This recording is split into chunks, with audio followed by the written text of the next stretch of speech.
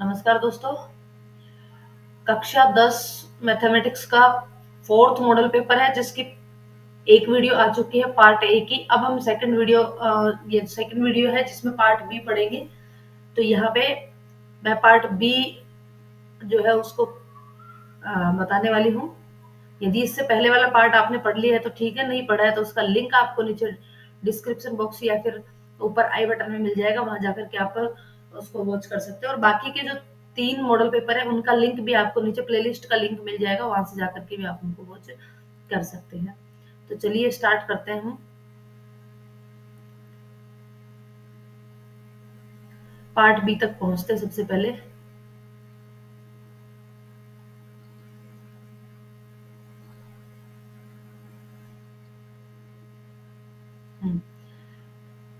भाग B part by first प्रश्न, सिद्ध कीजिए कि संख्या 6 प्लस अंडर रूट 2 एक अपरिमेय संख्या है।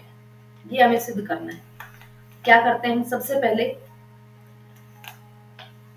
हम इस तरीके से करते हैं कि सबसे पहले हम मान लेते हैं कि 6 प्लस अंडर रूट 2 एक परिमेय संख्या है, और फिर इसको हम कॉन्ट्राडिक्शन से सिद्ध करेंगे। माना 6 प्लस अंडर रूट 2 एक परिमेय संख्या है।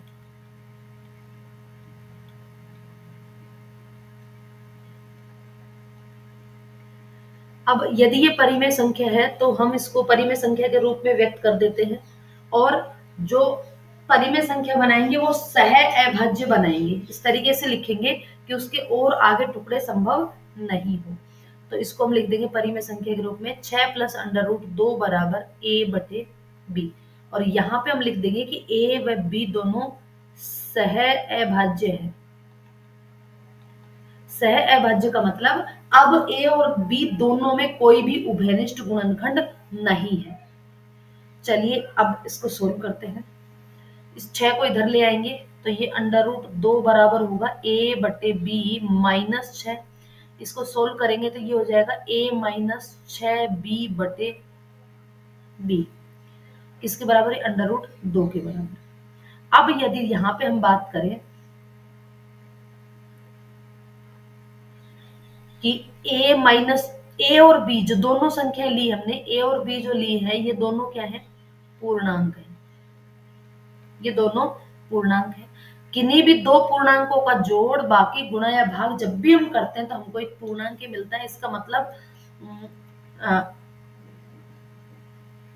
a माइनस 6b बटे b ये एक क्या होगी?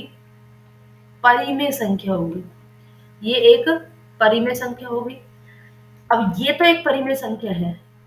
अब इसी के बराबर क्या लिखा हुआ है? अंडर रूट 2 लिखा हुआ है। इसका मतलब ये हुआ कि अंडर रूट 2 भी एक परिमेय संख्या है। अंडर रूट 2 भी एक कैसी संख्या है? परिमेय संख्या है।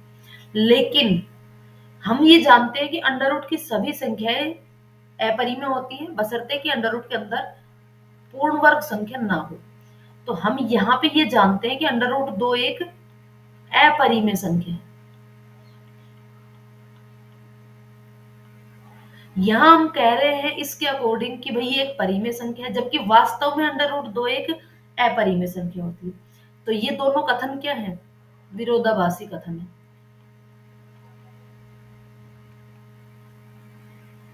दोनों कथन एक दूसरे के विपरीत है कि अंडर रूट 2 परिमेय बता रहे हैं, जबकि अंडर रूट 2 तो वास्तव में अपरिमेय होती है। इसका मतलब विरोधाभासी कथन है, तो इसका मतलब क्या हुआ? इसका मतलब ये हुआ कि हमने जो कल्पना करी थी कि ये एक परिमेय संख्या, वो गलत थी। हमारी कल्पना या परिकल्पना कैसी थी? गलत थी, असत्य। तो असत्य है तो इसका मतलब क्या? तो सत्य क्या है? तो सत्य ये है कि 6 प्लस अंडर रूट 2 एक अपरिमेय संख्या है।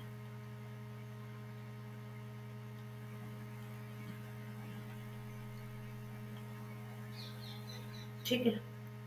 नेक्स्ट प्रश्न, यही हमें सिद्ध करना था कि ये एक अपरिमेय संख्या है। नेक्स्ट प्रश्न है, एक द्विघात बहुपद दे रखा है जिसके शून्यक निकालने। बहुपद की वैल्यू है 3x² माइनस x माइनस 4।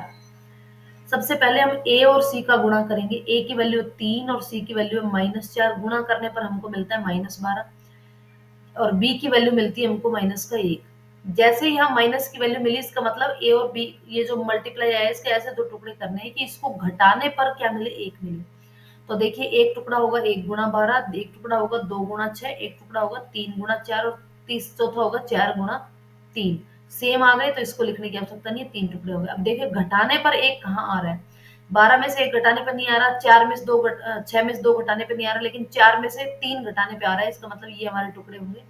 लिख देंगे हम 3x² को एज इट इज लिखेंगे, माइनस एज इट इज रहने देंगे। एक की जगह हम सिर्फ एक की जगह लिख देंगे 4 - 3।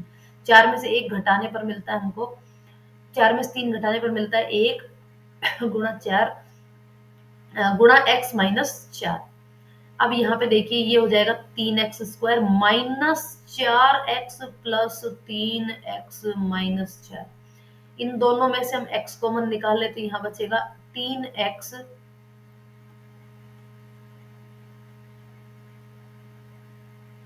x कॉमन निकाल लिया तो क्या बचेगा, यहाँ पे 3x -4 बचेगा। और ये 3x -4 ऑलरेडी है तो प्लस 1 कॉमन निकाल लेंगे तो 3x -4।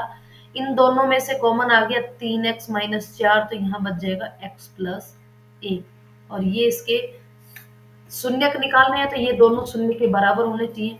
तो बराबर अगर इसमें हम 0 लिखते हैं तो या तो पहले वाला पद 0 होगा या दूसरा पद। तो 3x -4 बराबर 0 लिखेंगे तो 3x बराबर होगा -4, इधर आकर के हो जाएगा +4। तो x बराबर आ जाएगा हमारा 4/3। या फिर इसका 0 होगा x प्लस 1 बराबर 0, तो यहाँ से मिलेगा x बराबर -1। तो इसके दो शून्य का क्या हो गए, तो इसके दो शून्य हो जाते हैं हमारे, एक तो x बराबर -1 और दूसरा x बराबर 4/3।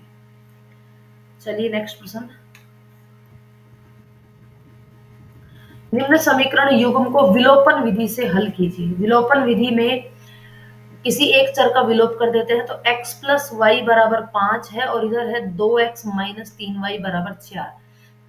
दो चर है हमारे पास, एक x और एक y। दोनों चरों में से किसी एक चर के गुणांक समान करेंगे। तो देखिए यहाँ पे x का गुणांक 2 है तो यहाँ 2 से गुणा करने पर गुणांक समान हो जाएंगे, तो पूरे समीकरण को 2 से गुणा कर देंगे तो ये हो जाएगी 2x प्लस 2y बराबर 5 दूनी 10। और इधर हमारे ये हो जाएगा 2x इसके नीचे लिख देंगे -3y बराबर 4।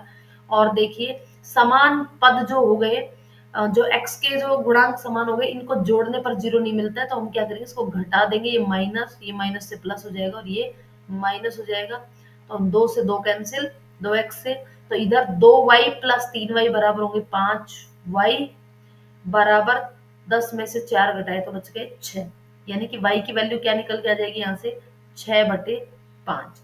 y का मान आ गया 6/5। इस y के मान को समीकरण 1 में रख दो। समीकरण 1 है हमारी x प्लस वाई, y की वैल्यू रखेंगे 6/5 बराबर 5। पक्षांतरण करेंगे तो ये हो जाएगा x बराबर 5 माइनस 6/5। तो x बराबर हो जाएगा 5 5 25 माइनस 6/5 यानी कि 19/5। 19/5। इसका मतलब इस समीकरण युग्म का जो हल होगा वो क्या होगा, x बराबर 19/5 व y बराबर 6/5। चलिए नेक्स्ट प्रश्न। दो ऐसी संख्याएं ज्ञात कीजिए जिनका योग 27 और गुणनफल 182 हो। दो ऐसी संख्याएं ज्ञात करने जिनका योग 27 हो। यदि किन्हीं दो संख्याओं का योग 27 होता है तो एक संख्या जो है अगर x है तो दूसरी संख्या क्या होगी। मान लो पहली संख्या x है तो दूसरी संख्या क्या होगी, दूसरी संख्या हमारी हो जाएगी 27 माइनस x। 27 में से पहली घटा देंगे तो दूसरी बच जाएगी। और इनका गुणा करें तो x इंटू 27 माइनस x बराबर है 182। मल्टीप्लाई कर देंगे तो ये हो जाएगा 27x माइनस x² बराबर 182। अब इसका पक्षांतरण कर देंगे तो x² इधर आकर के हो जाएगा प्लस का x²। 27x हो जाएगा माइनस 27x और ये 182 ऑलरेडी पहले से इधर है और बराबर 0।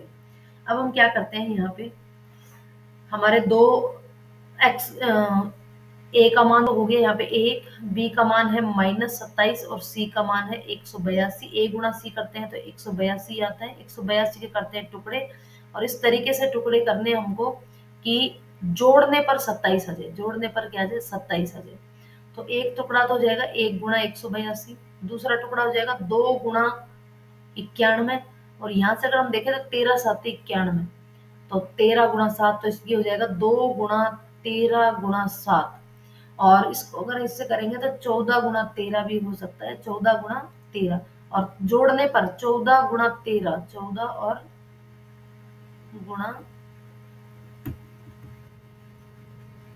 14 गुणा 13, और जोड़ने पर ये होता है 27। इसका मतलब जो इसके गुणनखंड होंगे वो 14 और 13 ही होंगे।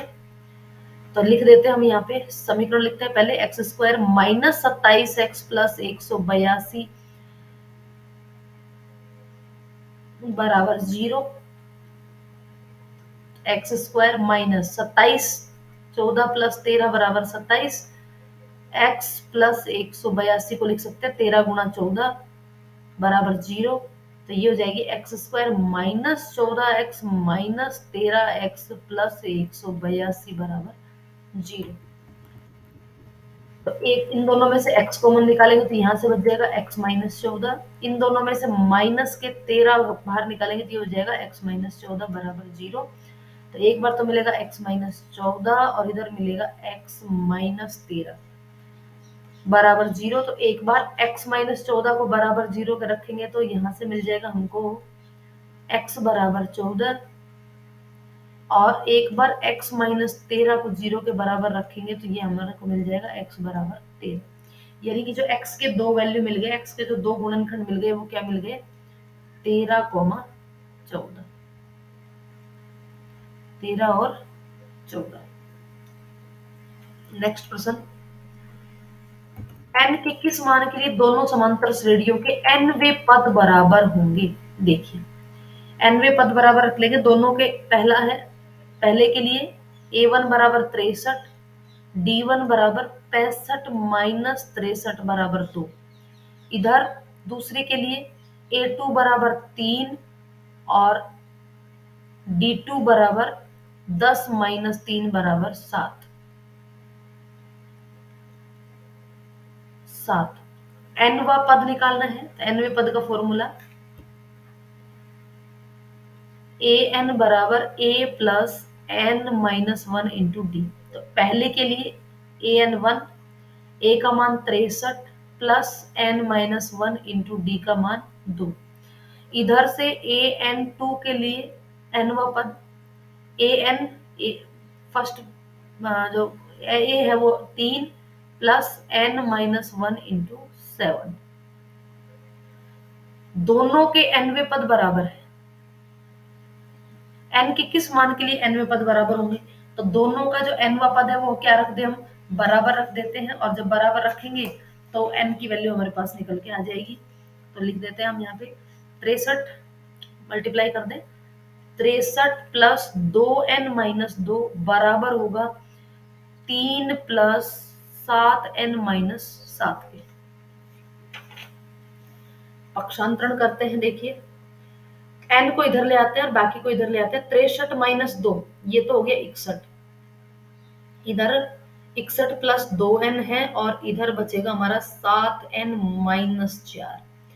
तो 7n में से तो 2n घटा देंगे, 7n माइनस 2n, और बराबर 2 तो इधर आ गया और 4 इधर आ जाएगा, तो 61 प्लस 4, तो 7 में से 2 गए तो ये बच गया 5n बराबर 61 प्लस 4 65, और 65 में देंगे 5 का भाग तो n की वैल्यू आ जाएगी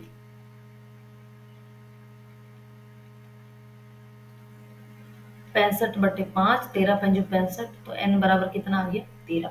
यानी कि दोनों समांतर श्रेणी के 13वें पद बराबर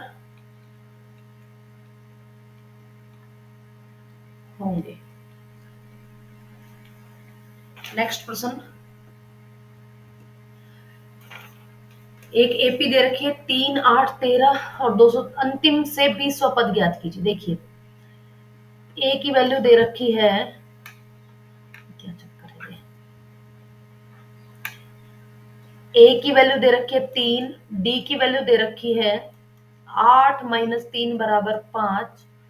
तो 20वां अंतिम से 20वां पद ज्ञात करने के दो फॉर्मूले होते हैं। एक तो इस समांतर श्रेणी को उल्टा कर दो, अंतिम पद को पहला पद बना दो, और जो सारवंतर डी है उसको माइनस कर दो।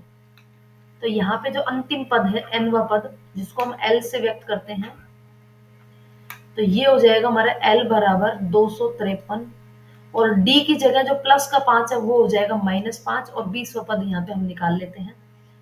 तो ये हो जाएगा 20वां पद L20 मतलब पीछे से 20वां पद निकाल रहे हैं, पीछे से 20वां पद। तो इसको हम लिख सकते हैं L plus n-1 into D, अंतिम से 20वां पद। L की वैल्यू है 253 प्लस n माइनस 20वां पद है तो 20, n की जगह 20 -1 गुणा -5, तो ये हो जाएगा 253 प्लस 20 गुणा -5, तो ये हो जाएगा माइनस के 100 और प्लस के 5। -100 करेंगे तो 153 बचेंगे, और इसमें +5 करेंगे तो कितना जाएगा 158। तो इसका जो आंसर है वो क्या हो जाएगा, अंतिम से 20वां पद कौन सा हो जाएगा, 158। ठीक है, नेक्स्ट प्रश्न।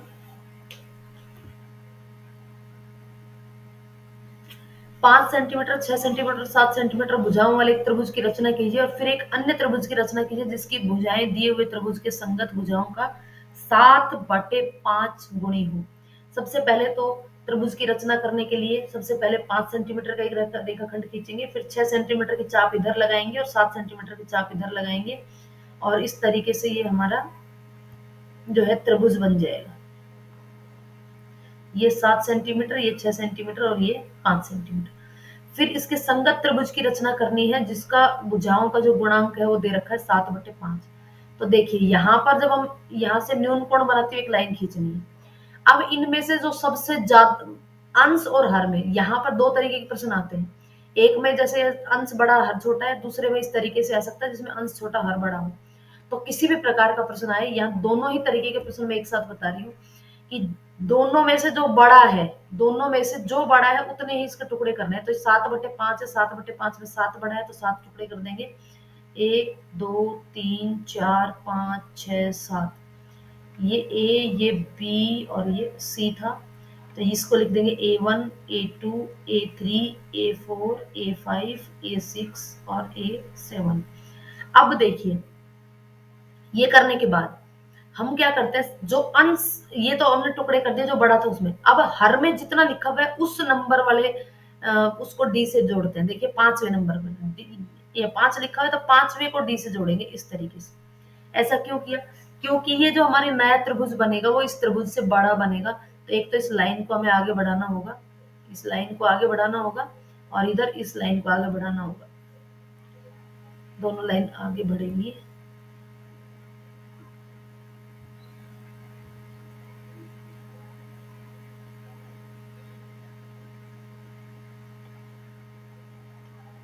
इस तरीके से। अब देखिए यहाँ पे जो 5वें पद पर जो कोण जो बना है, इसी कोण के समांतर इस पर भी कोण बनाएंगे। प्रकार की नोक को इस पॉइंट पे रख करके एक चाप इस तरीके से काट लेंगे, और सेम प्रकार की नोक इस पर रख करके चाप इस तरीके से काट लेंगे। फिर प्रकार और पेंसिल की सहायता से इन दोनों को नापेंगे, और यहाँ से नाप करके एक चाप काट देंगे, और इस भुजा के समांतर एक रेखा की रचना करेंगे। ये जो रेखा आएगी ये हमारी हो जाएगी B', ये पॉइंट जो हमको मिलेगा। अब सेम जितना कोण यहाँ बना हुआ उतना ही कोण इस बिंदु पे बना देंगे। तो ये वापस से वही प्रकार को खोल करके इस तरीके से चाप काटनी है, तो कुछ छोटी चाप काट देंगे, फिर इसको नाप करके इस तरीके से, और यहाँ पे इस तरीके से इसके समांतर एक रेखा की रचना इस तरीके से।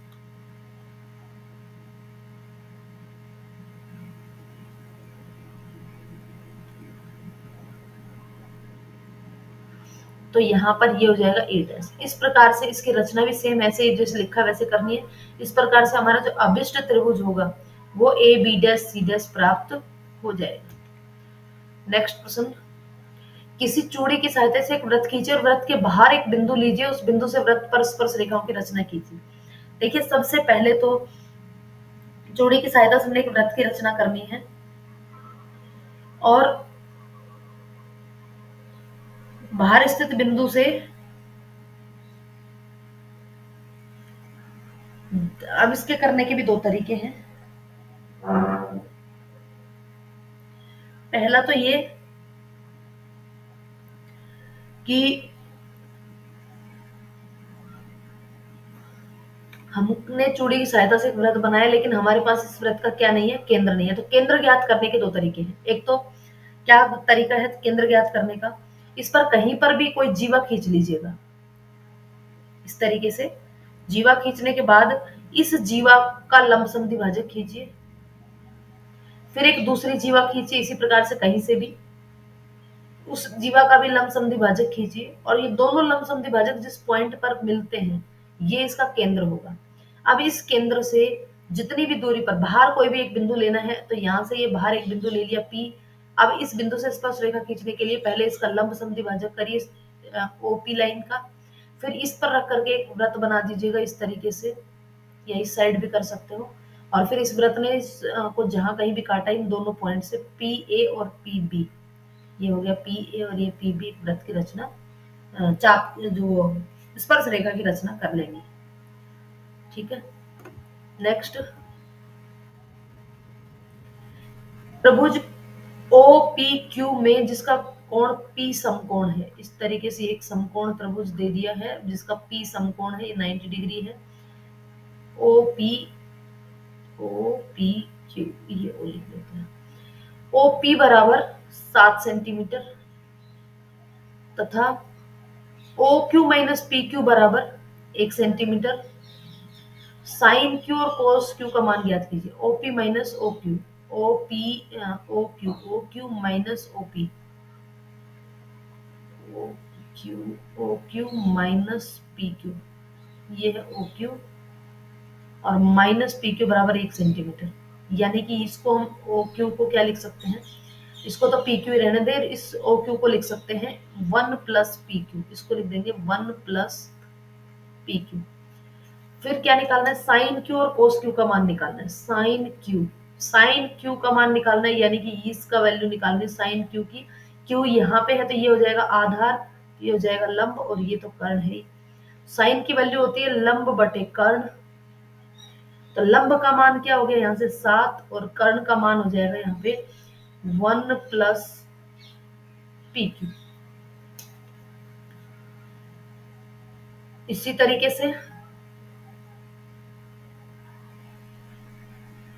कोस Q की वैल्यू निकालें तो कोस Q बराबर होता है आधार बटे कर्ण, तो आधार हो गया हमारा PQ बटे कर्ण 1 प्लस PQ, PQ बटे 1 प्लस PQ।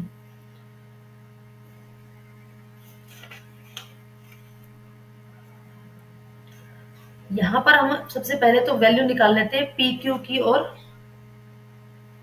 OQ की। देखिए कर्ण स्क्वायर बराबर होता है लंब स्क्वायर प्लस आधार स्क्वायर। कर्ण की वैल्यू हो गई 1 प्लस PQ, तो 1 प्लस PQ का स्क्वायर प्लस इनमें से एक लंब है और एक आधार है, तो इसको तो लिख देंगे PQ स्क्वायर प्लस 7 का स्क्वायर। अब इसको खोल देंगे a प्लस बी के होल स्क्वायर से, तो a plus PQ square plus 2 into PQ बराबर PQ square plus 7। PQ square से PQ स्क्वायर कैंसिल, ये प्लस 1 इधर जाएगा तो माइनस 1 हो जाएगा। 2PQ इज इक्वल टू हो जाएगा 7 माइनस 1, और PQ बराबर हो जाएगा 6 बटे 2 यानी कि 3। PQ बराबर 3 हो जाएगा तो इसमें वैल्यू रख दो, PQ का मान 3 रख दो, तो साइन Q का मान तो कितना हो जाएगा 7 बटे 1 प्लस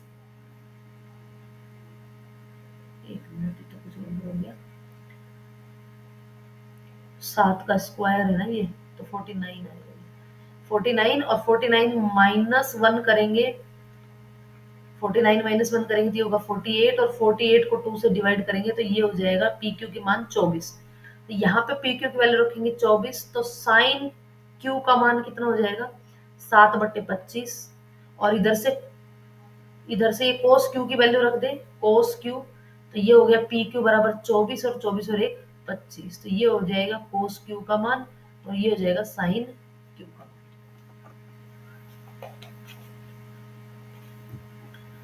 नेक्स्ट क्वेश्चन,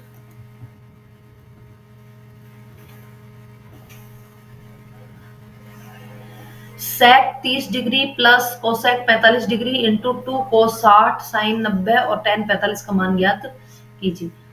सबसे पहले कोस 30, कोस 30 जो है वो कोस सेक 30 है वो कोस 30 का उल्टा होता है, और कोस 30 होता है अंडर रूट 3/2, तो ये हो जाएगा 2/√3 इसका whole square, plus cosec 45, cosec 45 sine 45 का उल्टा जो कि होता है अंडर रूट 2, इन दोनों का स्क्वायर इंटू 2 कोस 60 का मान 1/2, साइन 90 का मान 1 और टेन 45 का मान 1, तो 2 से 2 कैंसिल, ये तो हो गया 3, इधर स्क्वायर करेंगे तो 4/3 प्लस 2 गुणा 3, इसको हल करेंगे तो ये हो जाएगा 3 दूनी 6 और 4 10, 10/3 गुणा 3 बराबर 3 से 3 कैंसिल 10, तो इसका आंसर हो जाएगा 10।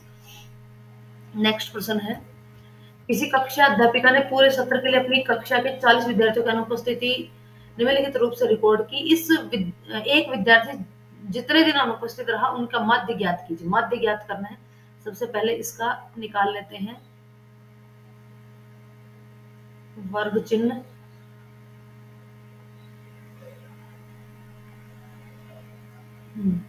जीरो और 6 का वर्ग चिन्ह हो जाएगा 3, 6 और 10 16, 16 का बटे 2 करेंगे तो 8, 24/2 करेंगे तो 12, और ये हो जाएगा 34, 34/2 करेंगे तो 17, 17 और 22 48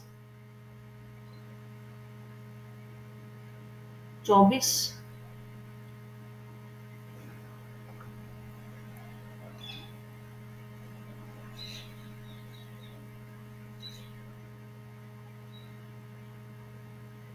इन दोनों का 33 और यहाँ पे करेंगे तो 39। चाहे तो डायरेक्ट कर सकते हैं, अदरवाइज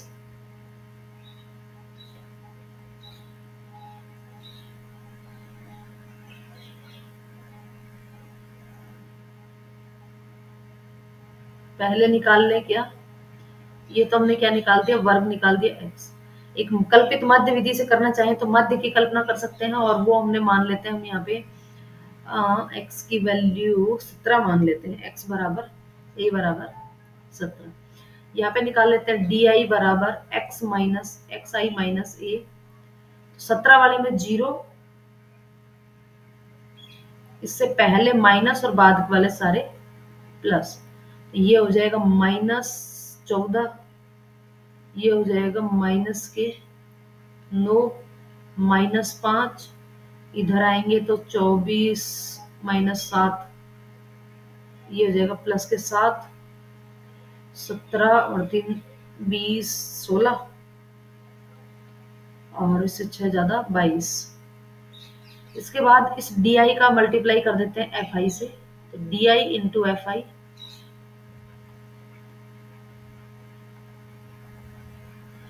di ये रहा और fi ये रहा, 14 गुणा 11, 11 चौक 44, 11 और 4 15, माइनस के 154 और 10 ढाई 90, 10 9 90, 7 5 35, 0, 7 चौक 28, 16 3 48 और 22 एकम 22, इन सबको जोड़ेंगे,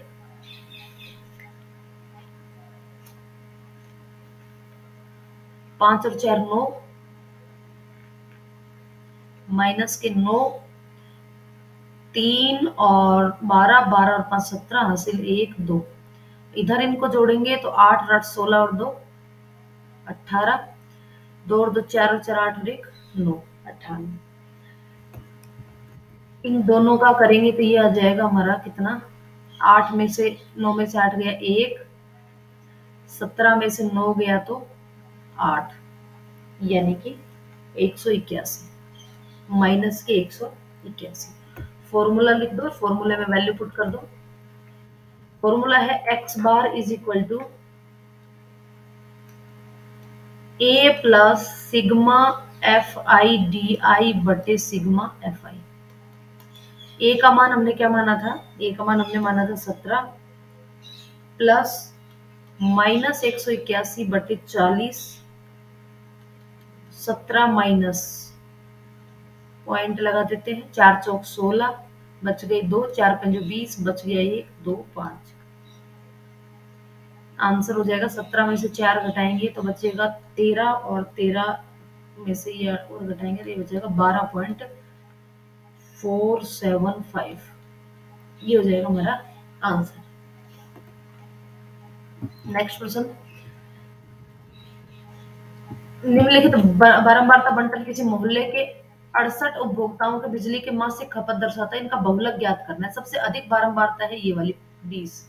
ये हो जाएगा हमारा बहुलक वर्ग।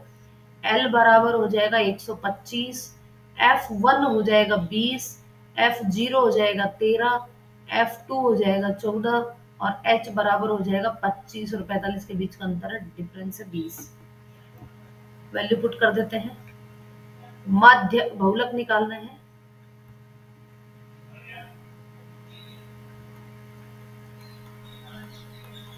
L plus F1 minus F0 बटे 2F1 minus F0 minus F2 into H। Value रख देंगे 125 प्लस 20 माइनस 13 बटे 2 गुणा 20 माइनस 13 माइनस 14 गुणा 20।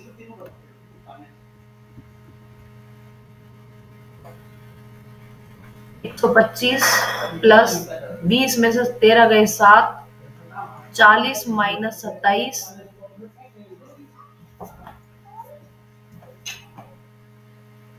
गुणा 20। 125 प्लस 27 घटाएंगे तो 7 बटे 13 गुणा 20 गुणा करेंगे तो 140 हो जाएगा ये। अब 13 का दे देंगे भाग तो 125 प्लस 13 एकम 13 बच गए 10, 13 7 91 फिर 9 आगे 6 पॉइंट समथिंग कुछ, तो ये हो जाएगा 135.76। ये हो जाएगा आंसर। नेक्स्ट प्रश्न, 52 तासों की एक गड्डी को फेंट कर एक पत्ता खींचा जाता है। निम्नलिखित को प्राप्त करने की प्रायिकता ज्ञात कीजिए। वह लाल रंग का पत्ता हो। नंबर 1, 52 ताश के पत्तों की गड्डी में टोटल जो आंकड़े होते हैं वो होते हैं 52, यानी कि कुल परिणाम 52। अब लाल रंग के पत्तों की बात करें तो 26 पत्ते लाल रंग के होते हैं और 26 पत्ते ही काले होते हैं, तो अनुकूल परिणाम 26। तो आंसर हो जाएगा 1/2 फर्स्ट का। सेकंड, वह बादशाह का पत्ता हो। तो 4 तरीके के पत्ते होते हैं, एक इस तरीके का, एक इस तरीके का, ये दोनों रेड कलर होते हैं, और एक इस तरीके का और दूसरा इस तरीके का। ये दोनों ब्लैक कलर के होते हैं, यानी कि काले होते हैं, और चारों में ही एक एक बादशाह होता है। तो टोटल बादशाह कितने हो गए? 4। अनुकूल परिणाम 4 और कुल परिणाम 52। तो प्रायिकता हो जाएगी 1/13।